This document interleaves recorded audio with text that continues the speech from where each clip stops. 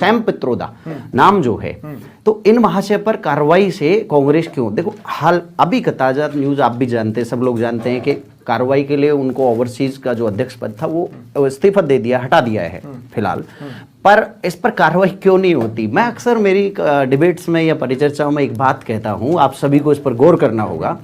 मैं एक राजनीति विज्ञान का जो है अध्यापक होने के नाते हमेशा ऐसा महसूस करता हूं, विचारधाराओं के स्तर पर कांग्रेस का जितना बड़ा नुकसान कांग्रेसिज्म ने किया है, इतना बड़ा किसी और ने नहीं किया।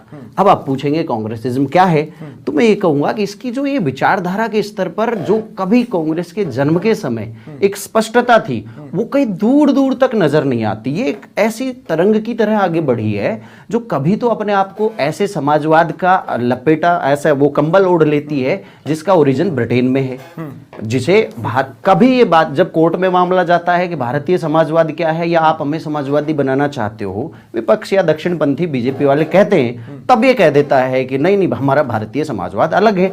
तो भाई आप सैम पित्रोदा जैसे जो पूरी तरह विदेशी संकीर्ण, मुझे कोई बेहिचक बोल रहा हूं मैं, एक अच्छा भारत में रह के आप जब नस्ल की बात करें, भारत में रह के आप जब विविधता को स्वीकार ही नहीं कर पा रहे हैं, इसका मतलब है आप भारतीयता से नफरत करते हैं। हम जब संस्कृति पढ़ते हैं और पढ़ाते हैं ना, मैं आपको बता दूं, तो भारतीय और राष्ट्रवाद दोनों शब्द आपस में इतने गहरे मिले हुए हैं। भारतीयता एक ऐसी बगीचा है जिसमें विविध फूल इसके सुंदर बगीचे को बढ़ाते हैं।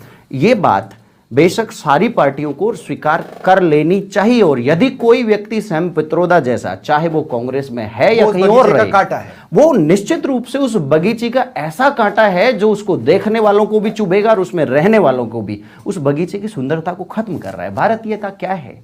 हमारे पूर्वज हमें पढ़ाते आगे। वैदेशिक संबंधों की बात कर लो अब, वैदेशिक संबंधों में कौन सा संबंध बढ़ेगा इस चीज से, ये कहकर कि पूर्वोत्तर के चाइनीज लगते हैं और पश्चिमी लोग अरबी दिखते हैं? कहना क्या चाहते हो? नहीं, लेकिन एक क्लैरिटी मैं और चाहता हूं।